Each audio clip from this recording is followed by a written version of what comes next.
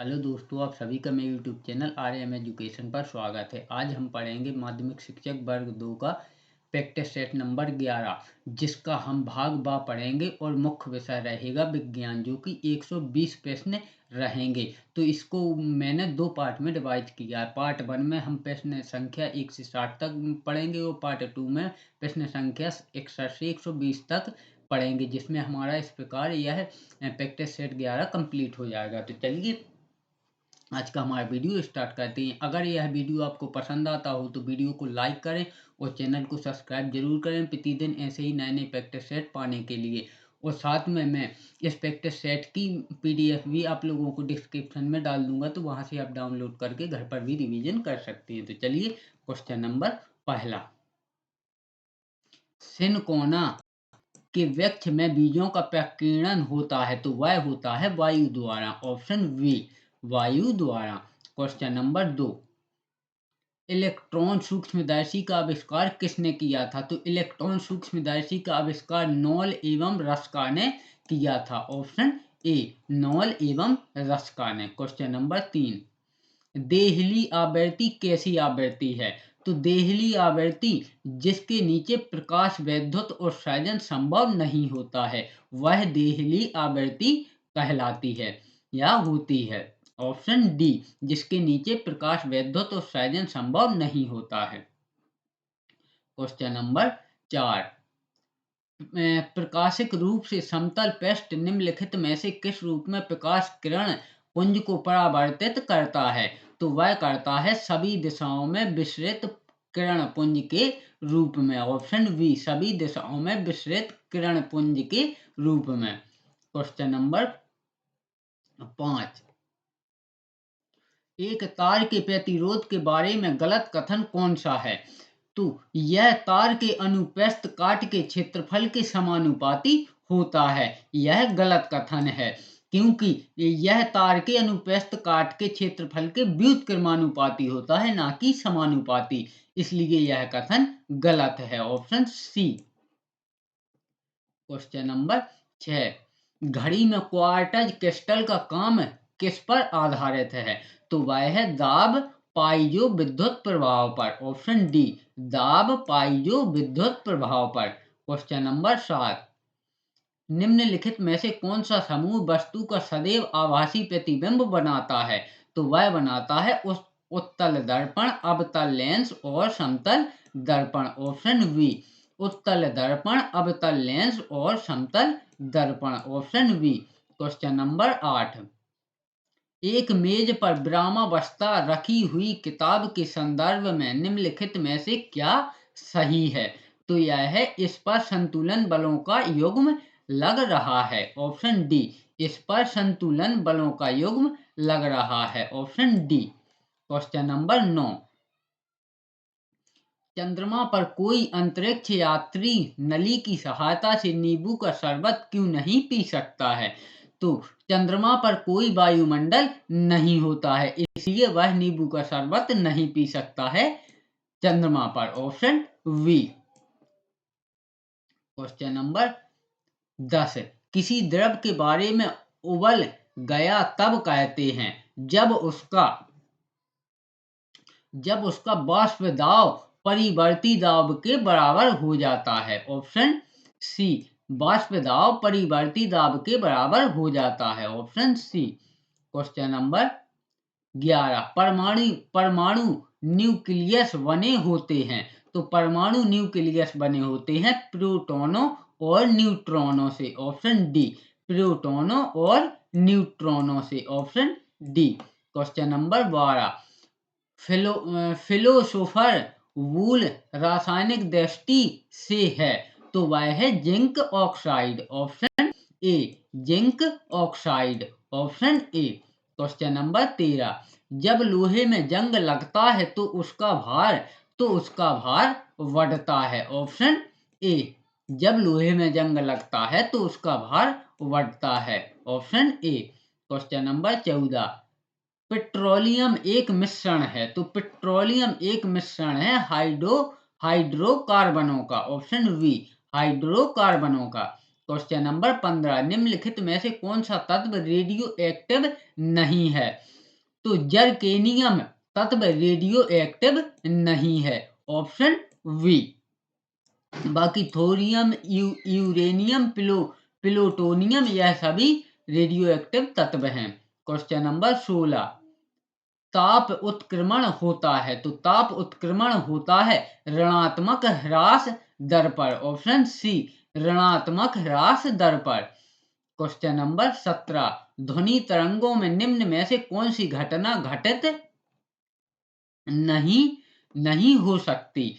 तो ध्वनि तरंगों में ध्रुवण की घटना घटित नहीं हो सकती, ऑप्शन सी, ध्रुवण। क्वेश्चन नंबर 18, निम्न में से कौन एक अचल संधि है? तो कपाल की अस्थियों के मध्य मध्य मध्य संधि अचल संधि है, ऑप्शन सी, ऑप्शन सी, कपाल की अस्थियों के मध्य संधि। क्वेश्चन नंबर 19, कौन सी रक्त कणिका रक्त स्कंदन में सहायक होती है? तो प्लेटलेट्स विम्बाणु रक्त स्कंदन में सहायक होती हैं, ऑप्शन सी, रक्त स्कंदन। यानी इसका मतलब कि जब जैसे हमारे हाथ में या कहीं भी कट जाता है तो वहां से खून निकलता है, तो वहां एक जाली टाइप की बनती है और उससे खून जम जाता है, उसी को कहते हैं रक्त स्कंदन। तो वह होती है प्लेटलेट्स, यानी कि बिम्बाणु के द्वारा बिम्बाणु में सहायता करता है, प्लेटलेट्स। क्वेश्चन नंबर 20, ईस्ट में अलैंगिक जनन किसके द्वारा होता है? तो ईस्ट में अलैंगिक जनन मुकुलन द्वारा होता है, ऑप्शन ए, मुकुलन द्वारा। क्वेश्चन नंबर 21, एक लेंस को सरल सूक्ष्मदर्शी की तरह उपयोग करने वाले व्यक्ति को दिखाई देता है, तो उसे दिखाई देता है सीधा एवं आभासी प्रतिबिंब, ऑप्शन डी, सीधा एवं आभासी प्रतिबिंब। क्वेश्चन नंबर 22, एक वास्तविक बिंब का प्रतिबिंब बनाने के लिए उत्तल दर्पण प्रयुक्त किया जाता है, गलत कथन का चयन कीजिए। तो यह किया जाता है, प्रतिबिंब वास्तविक बनता है, यह गलत कथन है, ऑप्शन डी, ऑप्शन डी, प्रतिबिंब वास्तविक बनता है जबकि वास्तविक नहीं बनता है, तो ऑप्शन डी, यह कथन गलत है। क्वेश्चन नंबर 23, नीचे दिए गए कथनों में से कौन से कथन सही हैं? पश्मीना शाल बकरी के बालों से बनता है, बिल्कुल यह कथन बिल्कुल सत्य है। अंगोरा एक प्रकार की ऊन है जो खरगोश से प्राप्त होती है, बिल्कुल यह भी सत्य है। ऊंट की ऊन कारपेट बनाने में उपयोग होती है, यह भी सत्य है। तो इसका आंसर होगा 2 और 3 भी, यह भी होगा, 1 और 2 भी होगा और 1 और 3 भी होगा। तो इसका आंसर होगा ऑप्शन डी, ये सभी। क्वेश्चन नंबर 24, परमाणु तत्व संख्या 29 किससे संबंधित है? तो परमाणु तत्व संख्या 29 डी ब्लॉक से संबंधित है, ऑप्शन सी, डी ब्लॉक से संबंधित है, ऑप्शन सी। क्वेश्चन नंबर 25, जब जल स्वयं रासायनिक रूप से किसी तत्व या खनिज के साथ मिलता है तो उसे कहते हैं जल योजन, ऑप्शन वी, जल योजन, ऑप्शन वी। क्वेश्चन नंबर 26, लोहा निकाला जाता है, तो लोहा निकाला जाता है हेमेटाइट से, ऑप्शन सी, हेमेटाइट से, ऑप्शन सी।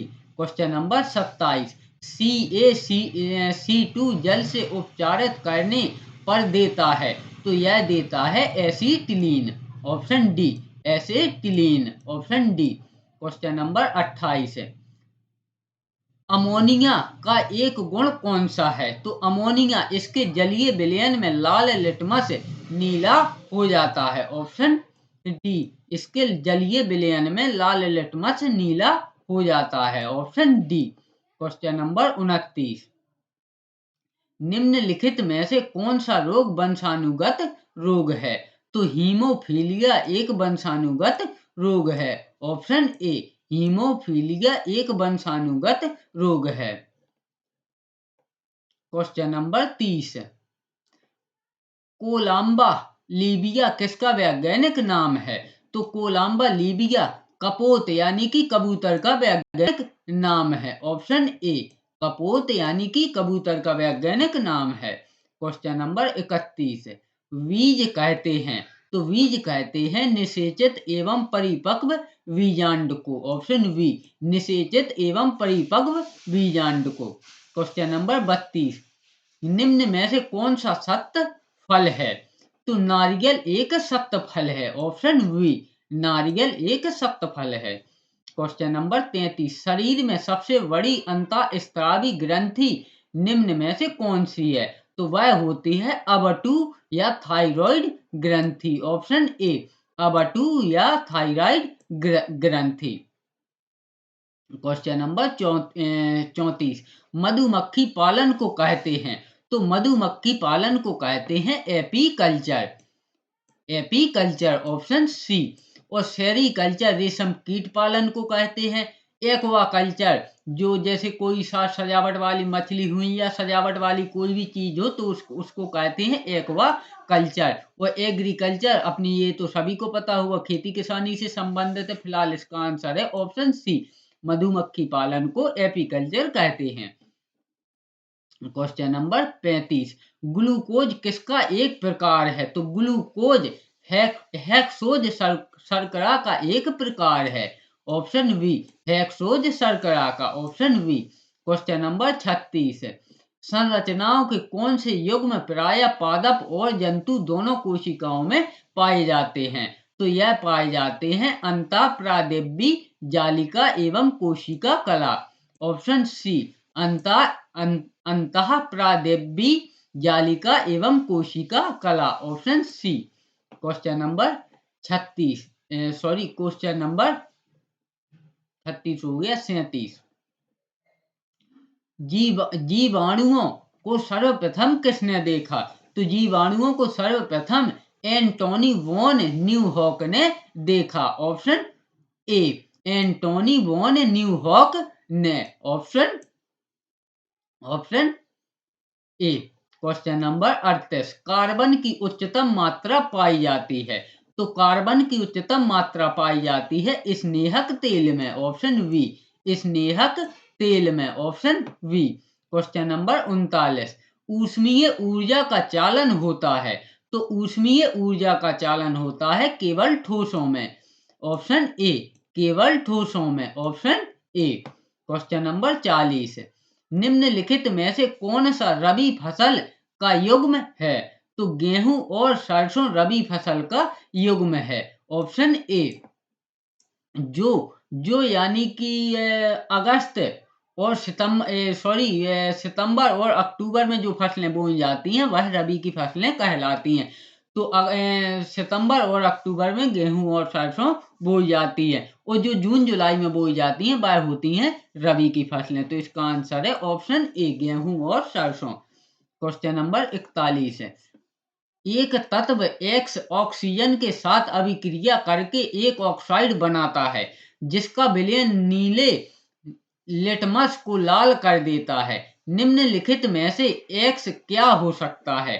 तो एक्स हो सकता है सल्फर। ऑप्शन बी एक्स एक सल्फर हो सकता है। क्वेश्चन नंबर 42 निम्नलिखित में से किन परिस्थितियों में वायु में ध्वनि की चाल अधिकतम होगी? तो वह होगी 40 डिग्री सेल्सियस पर आर्द्र वायु में। ऑप्शन डी 40 डिग्री सेल्सियस पर आर्द्र वायु में। ऑप्शन डी 40 डिग्री सेल्सियस पर आर्द्र वायु में। क्वेश्चन नंबर 43 कांसा एक मिश्र धातु है, तो कांसा एक मिश्र धातु है कॉपर तथा टिन की। ऑप्शन वी कॉपर तथा टिन की एक मिश्र धातु है कांसा। क्वेश्चन नंबर 44 नीचे दिए गए कथनों को पढ़िए और सही विकल्प का चयन कीजिए। तो पहले कथन ए पीने के पानी को उबालकर पीना हेमेटाइटिस ई के विरुद्ध एक प्रभावी बचाव है। ये तो सही है। अब देखते हैं कारण हेपेटाइटिस बी एक यौन संचारित रोग है जो विषाणु द्वारा होता है। यह भी सही है। तो इसका आंसर होगा ऑप्शन बी यानी कि फिर हमें कूट के द्वारा आंसर देना है। ए और बी दोनों सही है, लेकिन आर ए की सही व्याख्या नहीं करता है, क्योंकि यहाँ ये फैलता किस प्रकार से यह बताया गया है और यहाँ बचाव के बारे में बताया गया है, यानी ए की आर सही व्याख्या नहीं करता है, बाकी सही दोनों दोनों हैं। तो answer B, option B. Question number 45, निम्न में से एक विकिरण का गुण नहीं है तो संचरण के लिए माध्यम की आवश्यकता होती है, यह एक विकिरण का गुण नहीं है, ऑप्शन वी।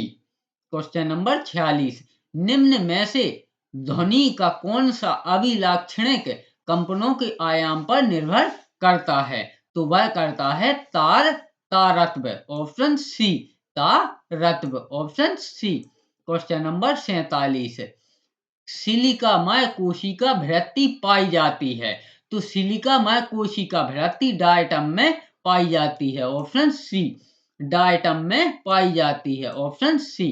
क्वेश्चन नंबर 48, निम्नलिखित में से किसका उपयोग व्यंजक के रूप में होता है, तो SO2 इसका भी व्यंजक के रूप में उपयोग होता है, Cl2 का भी व्यंजक के रूप में उपयोग होता है और H2S का भी व्यंजक के रूप में उपयोग होता है, तो इसका आंसर होगा ऑप्शन डी, ये सभी। क्वेश्चन नंबर 49, असत्य कथन पहचानिए, तो मेढक फेफड़ों तथा त्वचा से श्वसन कर सकता है, बिल्कुल कर सकता है, यह सत्य है, क्योंकि जब मेढक पानी से बाहर होता है तो फेफड़ों से श्वसन करता है, जब पानी के अंदर होता है तो जो हमारे जल में घुलनशील ऑक्सीजन होती है तो त्वचा के द्वारा उससे भी श्वसन कर सकता है, तो यह कथन सत्य है। पित्त रस का स्त्रवण यकृत द्वारा होता है, यह भी सही है। अंतः श्वसन के समय वक्ष गुहा का आयतन बढ़ जाता है, यानी कि अंतर श्वसन मतलब जब हम सांस अंदर लेते हैं तो हमारा जो सीना है वह फूल जाता है, यानी कि वक्ष गुहा का आयतन बढ़ जाता है, तो बिल्कुल यह भी सत्य है। माइक्रोस्पोरम एक रोगकारक जीवाणु है, यह गलत है, ऑप्शन डी, क्योंकि माइक्रोस्पोरम एक रोगकारक जीवाणु नहीं है, ऑप्शन डी। क्वेश्चन नंबर 50, गलत मिलान को पहचानिए, तो निद्रा रोग में टिप्रोसोमा द्वारा होता है, बिल्कुल सही है। अमीबिया पैचेस एंटमीबी द्वारा होता है, बिल्कुल सही है। छोटी माता चिकन पॉक्स, यह जीवाणु यह मेल गलत है, क्योंकि छोटी माता चिकन पॉक्स विषाणु द्वारा फैलता है, ना कि जीवाणु द्वारा, तो यहाँ इसका आंसर होगा ऑप्शन सी, यह मिलान गलत है, क्योंकि यहाँ छोटी माता चिकन पॉक्स विषाणु द्वारा होता है, ना कि जीवाणु द्वारा, बाकी मलेरिया प्लाज्मोडियम द्वारा, यह भी सही है, तो इसका आंसर होगा ऑप्शन सी।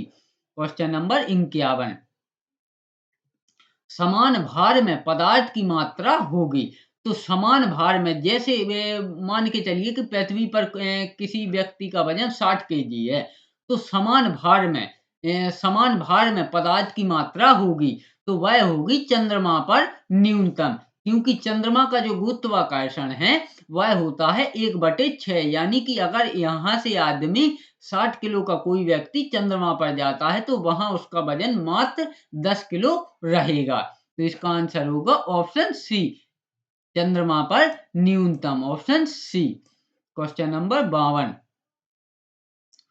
निम्नलिखित में से कौन सी धातु सतह पर अपनी ऑक्साइड की परत से संरक्षित होती है, तो वह होती है एल्यूमिनियम, ऑप्शन वी। अब इसको समझते हैं, संरक्षित ऑक्साइड का मतलब जैसे लोहे में जंग लगती है ना, तो लोहा तो जंग लगने की वजह से कमजोर हो जाता है, लेकिन जो एल्यूमिनियम है ऑक्साइड वह भी लोहे की तरह उसका भी एक जंगी टाइप की लगती है, लेकिन एल्यूमिनियम उससे कमजोर नहीं मजबूत होता है, तो ऑक्साइड की परत से संरक्षित होता है एल्यूमिनियम, ऑप्शन वी।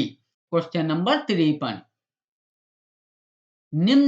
निम्न लिखित में से किस नमूने का द्रव्यमान अधिकतम है, तो इसमें O2 के 6.02 × 10⁻23 ग्राम 23 ग्राम नमूने का द्रव्यमान अधिकतम है।